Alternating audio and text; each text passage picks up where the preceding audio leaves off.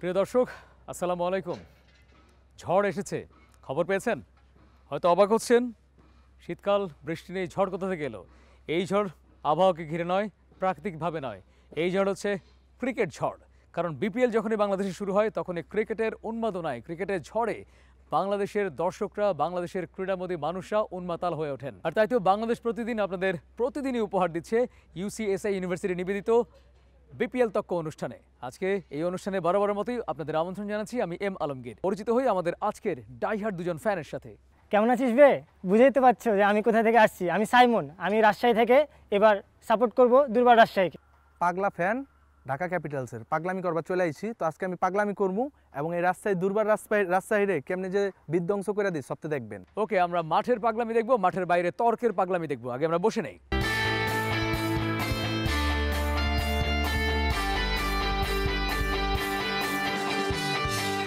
প্রথমেই যেতে চাই আমরা রাজশাহীর কাছে। আচ্ছা রাজশাহীর বন্ধু, রাজশাহী পরিচ্ছন্ন শহর আমরা জানি, আপনাদের মনও হয়তো বা তেমনি পরিচ্ছন্ন, এটাই আশা করছি। বিপিএলকে ঘিরে আপনাদের ভালোবাসার পরিচ্ছন্নতার গল্প আমরা আপনার কাছ থেকে জানতে চাই। বিপিএল নিয়ে কী বলবো, আমাদের রাজশাহীকে তো মনে হয় টিমই দেওয়া হতো না যে রাজশাহী জিতে যাবে।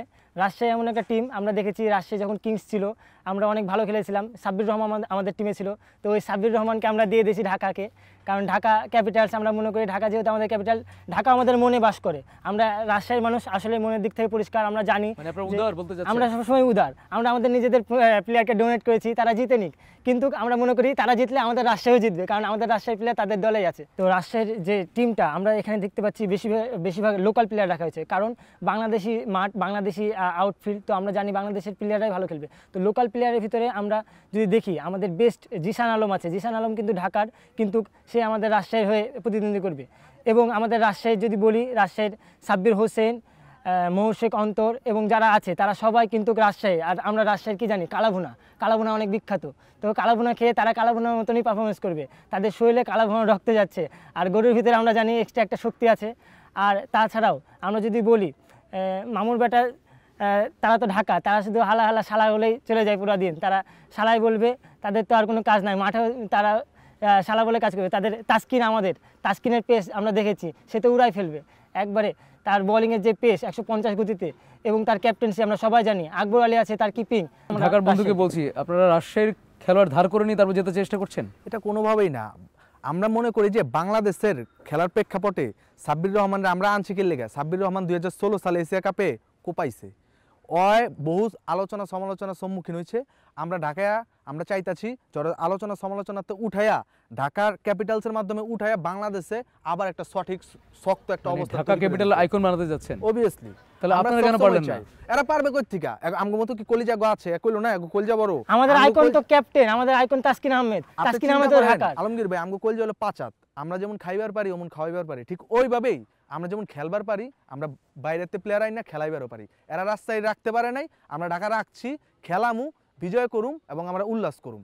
এই যে কইলো না এতগুলা কথা, চিন্তা করেন তো, এরা যে রাস্তায় কালাবুনা নিয়ে কইলো, গরুর মাংসের নিয়ে কথা কইলো, তো আমগো থেকে কাচ্ছি বা গরুর মাংস আমিষ এরা কি বেশি খায়? আমগো বাহুতে যেই বল, এগো বাহুতে তো এই বল নাইকা ভাইয়া। এর বাইরে যদি কই, ওরা তো কাপের লেগে খেলতেছে, কোনো সমস্যা নাইকা ভাইয়া। আমগো জিঞ্জিরা আছে, জিঞ্জিরারে কয় এক কথায় বাংলাদেশে চায় না, ঠিক আছে? এমন কোনো জিনিস নাই যেটা জিঞ্জিরার ভিতরে কি হয় না, পয়দা হয় না। আমরা করুম কি, জিঞ্জিরাতে সুন্দর দেখে একটা কাপ বানাই দিমু, আর একটা কাপ বানাই দিমু তোমার চা খাইতে, তুমি চা খাইবা আর ওই কাপ লয়ে ঘুরবা। বিদেশি প্লেয়ারের কি অবস্থা আপনাদের এবার? আমাদের বিদেশি প্লেয়ার তো মাথা নষ্ট। চার্লস আছে, ইস্কানজি আছে, আমির হামজা আছে, তারপরে আপনার শাহনেওয়াজ আছে, আমগো বহুত প্লেয়ার আছে। বিদেশি প্লেয়ারে আমগো কোনো চিন্তাই নেই। কোন প্লেয়ারকে দিয়ে কোন প্ল্যান আপনাদের? আমাদের তো ইস্কানজি আছে, অত মাইরা মনে করেন ফাড়াই লেবো। যে তাসকিনের কথা কইছে, 150 গতিতে বল করবো, এমন মারবো মনে করেন সব হইব 6-4-এর কোনো কথা এই জায়গায় থাকবো না। এরপরে আমগো যে চার্লস আছে, ও তো জানে ভালো করে চার্লসের খেলা, ওয়েস্ট ইন্ডিজ ডান অফ, কোনো ছাড় দেওয়া হইব না। এরপরে আমগো আছে কি তানজিদ তামিম, মানে এক কথায় অলরাউন্ডার প্লেয়ার তো আছেই। অলরাউন্ডার প্লেয়ার বাইরে আমরা যে টপ অর্ডার লইছি, টপ অর্ডার আমরা তো চিন্তা করতেছি কারে থেকে কারে নামামো। এমন কোনো প্লেয়ার নাই যে মনে করেন ফুল ম্যাচ ধরে খেলতে পারবো না। আমাকে একটা প্লেয়ার খারাইবো, ওই এক খারানি মনে করেন আমাকে দল খারাই গেছে গা। দল একবার খারাইলে ওই দলটা নামানোর মতো শক্তি রাস্তায় কেন বিপিএল আর যে 6টা দল আছে একটা দলেরও নাই। এই যে আইকন প্লেয়ারের কথা বলছি, আমাদের ঢাকার ফ্যান বা ঢাকা ক্যাপিটালসের ফ্যান, এই আইকন প্লেয়ারদের আটকানোর জন্য আপনাদের দিক থেকে আপনারা কোন প্লেয়ারের কথা চিন্তা করছেন? আপনাদের প্ল্যানিংটা কেমন? আমাদের প্ল্যানিং অনেক সহজ। আমাদের জিসান আলম, আমাদের সাব্বির হোসেন তো টি20 সুলভই খেলবে, সে টেস্টও টি20 সুলভ খেলবে। আমরা এনসিএল টেস্ট দেখেছি, টি20 দেখেছি, সেখানে তার স্ট্রাইক রেট, জিসান আলম যে সবচেয়ে ইয়াংগেস্ট প্লেয়ার 100 মারলো সবার প্রথমে। এবং তাছাড়াও আমরা হাসান মুরাদকে চিনি, হাসান মুরাদের স্পিন যে ভেলকি তা আমরা দেখব খেলার মাঠে। এবং ওনারা যে তাদের কাপুরের গর্ব দেখালো যে তাদের ছাড়া আমাদের চলবে না ইসলামপুর। আমাদের যে রাজশাহী সিল্ক হ্যাভেন বলা হয়, আমাদের সিল্ক পরে তো তাদের মেয়েরা এত সুন্দর ঝলকানি দেখাবে মাঠে। তো তারা যদি আমাদেরকে কাপুরে সেই ভেলকে দেখাতে চায়, আমরাও সেই ভেলকে দেখাবো। আমাদের সেই রাজশাহী যদি সিল্ক না দেয়, আপনার সিল্ক পাবেন কই থেকে? আলমগীর দাদা ভালো কথা কয়ে লেছে, কিন্তু সিল্ক আমরা ওইভাবে এখন ব্যবহার করি না প্রযুক্তির উন্নয়নের কারণে। আরেকটা জিনিস, আমার দলের নাম জানি কি ভাইয়া? দুর্বার রাজশাহী। দুর্বার রাস্তায় নাকি দুর্বল রাস্তায়, আমি বুঝতেছি না। ওরা কি হাঁড়ি নেট খেয়ে মাঠে নামবো নাকি? অগত অবস্থা খুবই ভয়াবহ, পুষ্টি অপুষ্টি মানে দুইটার মাঝখানে কোনটায় যা আছে আমি বুঝতেছি না। মনে করেন দেখলেই বুঝে যেতেছে শৈলের ভিতরে কিন্তু কিচ্ছু নাই কা। এর বাইরে ওরা রাজশাহীর ওরা যে আমগো ঢাকার ভিতরে খেলতে আইছে, তোমরা কি মানে তঙ্গু প্লেয়ারকে কি আমগো মতন কাচ্চি মাচ্ছি খাওয়াইতেছো, লাচ্ছি খাওয়াইতেছো? সত্যি করে কও তো। না খাওয়াইলে ওই যে কালাবুনা খাওয়াই, এক কালাবুনা কিন্তু তোমরা প্লেয়ার ধরে রাখবার পারবা না, ঠিক আছে? কাচ্চি খেয়ে ভুরি হইবে গা, কাচ্চি খেয়ে আর কিছু হইবে না। দেখছেন না কি অবস্থা? আমরা দেখেন, আমি একটা ফিট, পুরো ফিট বডি, মাথা নষ্ট বডি। আপনি আলমগীর ভাই আপনি বলেন কে ফিট?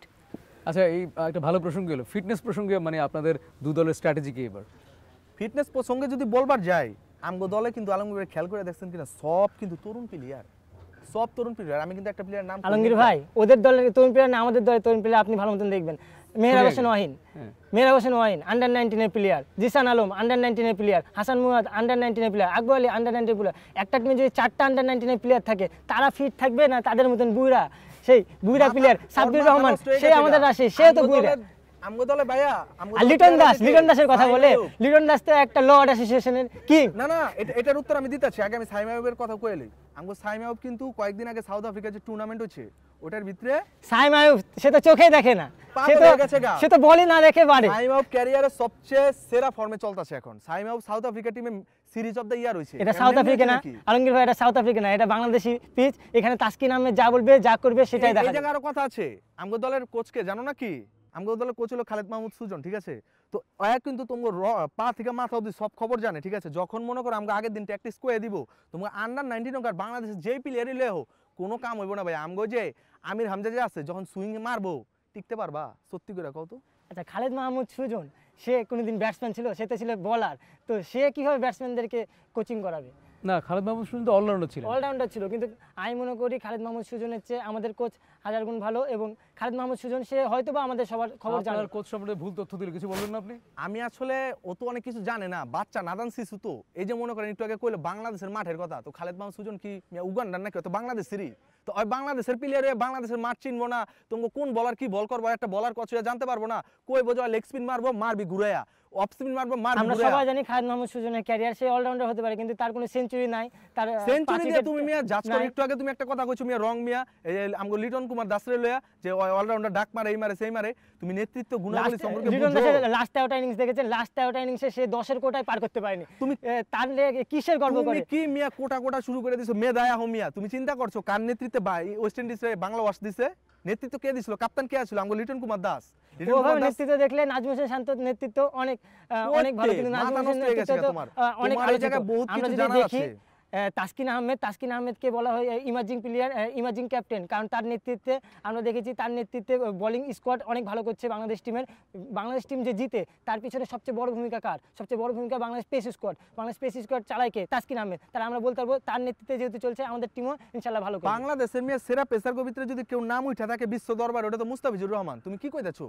মুস্তাফিজুর রহমান চলে আলমগীর ভাই? কি মুস্তাফিজুর রহমানের বাচ্চা হওয়ার পর সে আর খেলায় বাদ দিয়ে দিয়েছে, সে তো খেলার মাঠেই আসে না। আর মুস্তাফিজুর রহমানকে নিয়ে তোমার এইসব বিষয়ে কোনো জ্ঞানই নেই। মুস্তাফিজুর রহমান আইপিএল ক, বিশ্ব দরবারে যে কোনো লিগ ক, কোন লিগে মনে করো ভ্যালু অ্যাড করে নেই বাংলাদেশের। মুস্তাফিজুর রহমান এমন একটা প্লেয়ার, যখন মনে করো কাটার মারবো, স্লোয়ার মারবো, দুটার একটা চোখে দেখবো না, চিটপটাং হয়ে মনে করো মাঠের ভিতরে পড়ে যাবে তোমরা রাস্তার প্লেয়ার। আমরা মানব দরদি মানুষ, মানবতার ফেরিওয়ালা, তোমরা দেখে শুধু মুস্তাফিজকে দিতে আর আপনারা জয়ী হতে পারবেন না। আমির হামজা আছে, আমগো সানাওয়াজ আছে, আমগো কি বলারও বাবা চিনি দাদা। কম্বিনেশন কিভাবে করছেন এবার? এবার আমরা কম্বিনেশন পেসে বেশি ফোকাস রাখছি, কারণ এগুলো তো মনে করেন যে চশমা পরে রয়েছে না, চোখে কিছু দেখবো না। আর মনে করেন কি চশমা ছাড়া? আমার চশমা ছাড়াও আমি বহুত কিছু দেখতে পারি মিয়া। তুমি কি মনে করছো? চশমা ছাড়া আমি দেখতে পারি না মাঠে মনে করো মাঠের খেলা আমগো মুস্তাফিজুর রহমান তারপর আমির হামজা থেকে শুরু করে সানেওয়াজ আমগো কি প্লেয়ারের অভাব আছে নি? আমগো মনে করো বাচ্চা বাচ্চা প্লেয়ার থেকে বড় বড় প্লেয়ার সবগুলা প্লেয়ারের মাথা নষ্ট, ঠিক আছে? এর বাইরে যখন আমগো আলমগীর ভাই ওদের সব প্লেয়ারের মাথা নষ্ট। আচ্ছা আপনি বলেন, খেলা তো মাথা ঠিক রেখে খেলতে হয়, মাথা নষ্ট দিয়ে ওরা কেমনে খেলবে? আরে মিয়া এটা কি আপনি টেস্ট বলেন। খেলা? এটা কি টেস্ট খেলা যে সারা দিন ব্যাপী তুমি কুতকুত খেলতে থাকবে? এটা হলো কি টি20? আচ্ছা আলমগীর ভাই আপনি তো খেলা দেখেন, লিটন দাস যে লাস্ট যে ম্যাচগুলো খেলেছে সে 10 বলে করে 2 রান, 10 বলে করে 3 রান, তাহলে ওই তো টি20 টেস্ট তুমি খেলে। তো তাহলে মিয়া আপনি লিটন দাসরেলেই বয়ে রইছো, তুমি কি আর কোনো প্লেয়ার চোখে দেখো লিটন না? দাসই তো ক্যাপ্টেন, যদি ক্যাপ্টেন এরকম খেলে তাহলে ওদের তাইলে টিমের তোমার প্লেয়াররা তো কেমন আমি খেলবে একই আপনি কথা বলেন? কইছি রে বাবা একটু আগে যে লিটন দাস ক্যাপ্টেন, আর ক্যাপ্টেন্সিতে ওয়েস্ট ইন্ডিজের মতন একটা দানবীয় দল যে মনে করো টি20তে বিশ্বেরে কি করে লিড দেয়, বিশ্বেরে শিখায় টি20 কেমনে খেলা লাগে, ওই ওয়েস্ট ইন্ডিজের বাংলা ওয়াশ দিয়ে দিছে এই লিটন কুমার দাসের নেতৃত্বে। আমি কি আলমগীর ভাই ভুল কইছি? কথা ঠিক আছে, কেউ কাউকে এক বিন্দু ছাড় দিতে চাচ্ছে না, কারণ তাদের প্রত্যেকেরই দাবি তাদের টিমই হবে এবারে চ্যাম্পিয়ন। শুধু তাই না, কেউ কেউ হ্যাট্রিকের স্বপ্ন দেখছেন, কেউ কেউ তারও বেশি স্বপ্ন দেখছেন। তবে এখানে কথার লড়াই চলছে। তবে তার আগে একটুখানি একটা কাজ করি, দেখি তো খেলার মাঠে তো আপনারা কি করবেন জানি না, কথার মাঠে কি করতে পারেন একটু দেখি। বলটা ধরতে পারবেন কি? এই যে ধরে রাখছি দাদা, বাহ, ভালো ফিল্ডিং করলো তো। ধরুক তো দেখি। এত ধরে লেছি বে ধরে লাভ না বে মামুর বেটা, আমরা এভাবে যেমন বল ধরেছি মাঠেও আমরা গায়ে হাত বল দেওয়া যাবে না, ধরবো। গায়ে হাত দেওয়া যাবে না। আইরা যাবি তোরা জন আইরা দেখেছেন ঢাকা কত অ্যাগ্রেসিভ, আমরা গায়ে হাত রাষ্ট্রের দেওয়া মধ্যে যাবে না। পরিষ্কার, আমরা খেলাতে প্রিয় দর্শক, ওদের বোঝানো গালাগালি যে বিশ্বাস না আমি ব্যর্থ হচ্ছি, কারণ এই খেলোয়াড়রা, মানে আমি খেলোয়াড় বলছি কারণ তারা হচ্ছে কথার খেলোয়াড়, এই যুক্তিতর্কের খেলোয়াড়রা কোনোভাবেই হার মানতে রাজি না। তাদের একটাই কথা, খেলার মাঠের খেলা খেলার মাঠে হবে, তর্কযুদ্ধে আমরা কাউকে ছাড় দেবো না। কারণ এই ফ্যানরা ডেফিনেটলি চাচ্ছে তাদের দল চ্যাম্পিয়ন হয়, কিন্তু কোন দল চ্যাম্পিয়ন হবে এটি আমরা অবশ্যই বিপিএল শেষে জানতেই পারবো।